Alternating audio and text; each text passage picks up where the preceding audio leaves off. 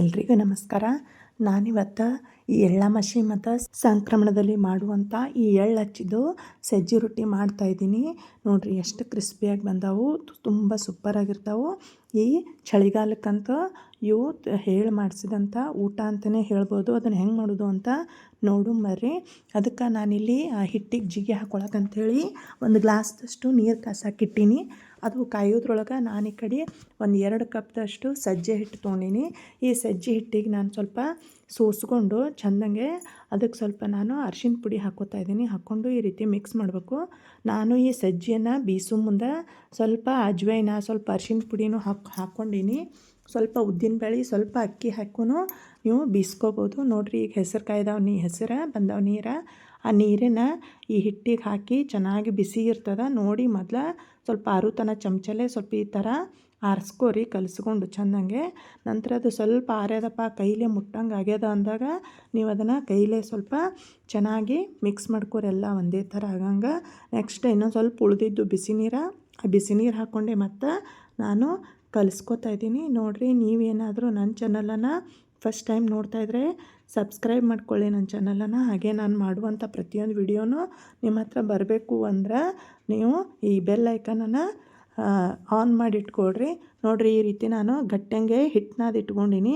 ಗಟ್ಟಿನ ಆಗಬೇಕು. ಸ್ವಲ್ಪ ಅಳಸಾದ್ರೆ, ಸ್ವಲ್ಪ ಲೇಟ್ ಆದ್ರೆ ಅಳಸು ಹೊಡಿತದೆ, ನಿಮ್ಗೆ ರೊಟ್ಟಿ ಮಾಡೋಕ್ಕೆ ಗಾವಾಗಲ್ಲ. ಅದಕ್ಕೆ ನಂತರ ಇದಕ್ಕೆ ನಾನು ಅದ್ರೊಳಗೆ ಒಂದು ಸ್ವಲ್ಪ ಅರ್ಧ ಪೋರ್ಷನ್ ತೊಗೊಂಡು ನಾನು ಅದಕ್ಕೆ ಇನ್ನೊಂದು ಸ್ವಲ್ಪ ನೀರು ಹಚ್ಚಿ, ಸ್ವಲ್ಪ ಭಾಳ ತಿಳು ಮಾಡ್ಕೊಬಾರ್ದು, ಸ್ವಲ್ಪ ತಿಳು ಮಾಡಿಕೊಂಡು ಅದನ್ನು ಕಲಸಿಟ್ಟಿನಿ. ನಂತರ ಈ ರೊಟ್ಟಿ ಸ್ವಲ್ಪ ಟೇಸ್ಟ್ ಬರೋಕೆ ಅದಕ್ಕೆ ಉಪ್ಪು ಹಾಕಿನಿ ನಾನು. ಇದು ನೀರು ಹಚ್ಚುತ್ತೇವಲ್ಲ, ಆ ನೀರಾಗ ಒಂದು ಚಮಚದಷ್ಟು ಉಪ್ಪು ಹಾಕಿನಿ. ಮತ್ತು ರೊಟ್ಟಿಗೆ ಹಚ್ಚಾಕಂತ ನಾನು ಬಿಳಿ ಎಳ್ಳು, ಕರಿ ಎಳ್ಳು ಎರಡೂ ತೊಗೊಂಡಿನಿ. ನಿಮ್ಮ ಹತ್ರ ಬಿಳಿ ಎಳ್ಳಿದ್ರೆ ಬಿಳಿ ಎಳ್ಳಷ್ಟು ಬಳಸ್ಬೋದು. ಇವಲ್ಲಪ್ಪ ಅಂದ್ರೆ ಕರಿ ಎಳ್ಳಿದ್ರು ಕರಿ ಎಳ್ಳು ಬಳಸಿ ಮಾಡ್ಬೋದು. ಇವು ಇಲ್ಲಂದ್ರೂ ಸ್ಕಿಪ್ ಮಾಡಿನೂ ಮಾಡ್ಬೋದು.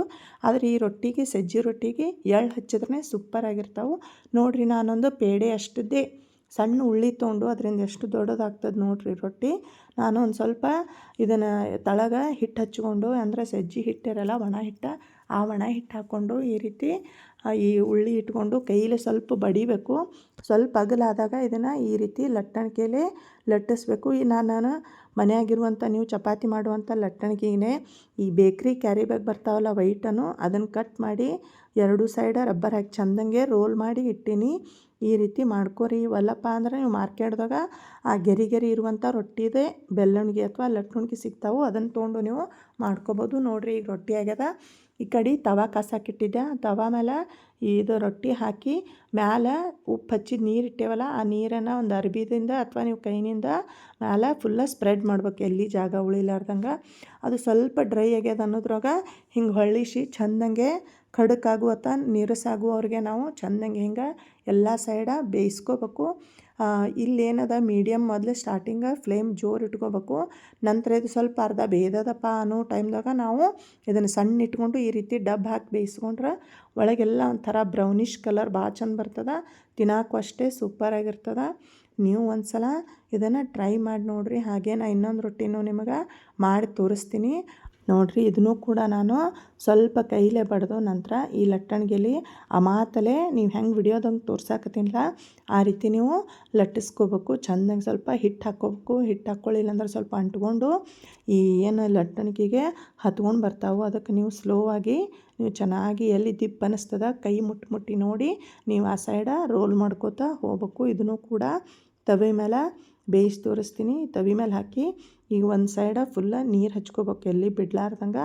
ಆ ನೀರು ಒಣಗಿದ ಮೇಲೆ ಎತ್ತಿ ಹಾಕ್ರಿ. ರೊಟ್ಟಿಯಾರೆ ಫುಲ್ಲ ತಿನ್ನು ಬರ್ತಾವೆ. ನಿಮ್ಗೆ ಎಷ್ಟು ತೆಳ್ಳಗೆ ಬೇಕು ಅಷ್ಟು ತೆಳ್ಳಗೆ ಬರ್ತಾವೆ. ಮಾಡೋಕ್ಕೆ ಬರಲ್ಲ ಅನ್ನೋರು ಕೂಡ ಮಾಡ್ಬೋದು. ಇದನ್ನು ಯಾರು ಬೇಕಾದರೂ ಮಾಡ್ಬೋದು. ನೋಡಿರಿ, ಎಷ್ಟು ಚಂದ ಕಲರ್ ಬಂದಾವೆ. ಒಲೆ ಮೇಲೆ ಇಟ್ಟು ಮಾಡ್ತಾರಲ್ಲ ಅದೇ ರೀತಿಯೇ ಇದರಲ್ಲಿ ಕಲರ್ ಬರ್ತಾವೆ. ನೀವು ಬೇಕಂದ್ರೆ 2 ತವಿನೂ ಮಾಡ್ಕೋಬೋದು. ಒಂದು ಕಡೆ ಬೇಯಿಸ್ಕೊಂಡು ಇನ್ನೊಂದು ಕಡೆ ಖಡಕ್ ಮಾಡ್ಕೊಳ್ಳೋ ಸಲಿಂದ 2 ತವಿ ಇಟ್ಟು ನೀವು ಮಾಡ್ಬೋದು. ನಾನಿಲ್ಲಿ ಫುಲ್ಲು ಒಂದು ಕೈಲೇ ಬಡಿದು ತೋರಿಸ್ತಾ ಇದ್ದೀನಿ. ನೋಡಿರಿ, ಇದನ್ನು ಕೂಡ ನೀವು ಸ್ವಲ್ಪ ಇಲ್ಲಿ ರೊಟ್ಟಿ ಮಾಡೋ ಮುಂದೆ ನೀವು ಸ್ವಲ್ಪ ತಿಳು ಮಾಡ್ಕೋಬೇಕು. ತಿಳು ಮಾಡ್ಕೊಂಡು ರೊಟ್ಟಿ ಮಾಡಬೇಕು.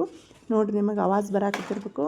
ಸೇಮ್ ಹಪ್ಪಳ ನೀವೇನಂತಿಲ್ಲ ಪಾಪಡ್ ಥರನೇ ಸೇಮ್ ಅಷ್ಟು ತೆಳ್ಳಗೆ ಅಷ್ಟು ಕ್ರಿಸ್ಪಿಯಾಗಿ ಬಂದವು. ನೀವು ಮನ್ಯಾಗ ಈ ರೆಸಿಪಿನ ಟ್ರೈ ಮಾಡ್ತೀನಿ ಅಂತ ಅಂದ್ಕೊಂಡಿನಿ. ಈ ಎಳ್ಳಾಮಾಸಿ ಮತ್ತು ಇದೇನು ಸಂಕ್ರಮಣಕ್ಕೆ ಇದನ್ನು ನೀವು ಮನ್ಯಾಗ ಒಂದು ಸಲ ಟ್ರೈ ಮಾಡಿ ನೋಡಿರಿ. ನೀವು ನಂಬೋಕ್ಕಾಗಲ್ಲ, ಅಷ್ಟು ಬೇಗವಾಗಿ ನೀವು ಮಾಡ್ಬೋದು. ಹಾಗೆ ಈ ವಿಡಿಯೋ ಅಥವಾ ಈ ರೆಸಿಪಿ ನಿಮಗೇನಾದರೂ ಇಷ್ಟ ಆಗಿದರೆ ತಪ್ಪದೆ ಒಂದು ಲೈಕ್ ಕೊಡಿ. ಹಾಗೆ ನನ್ನ ಚಾನಲನ್ನು ಸಬ್ಸ್ಕ್ರೈಬ್ ಮಾಡೋದನ್ನು ಮರಿಬೇಡಿ ಅಂತ ಹೇಳ್ತಾ ಥ್ಯಾಂಕ್ಸ್ ಫಾರ್ ವಾಚಿಂಗ್.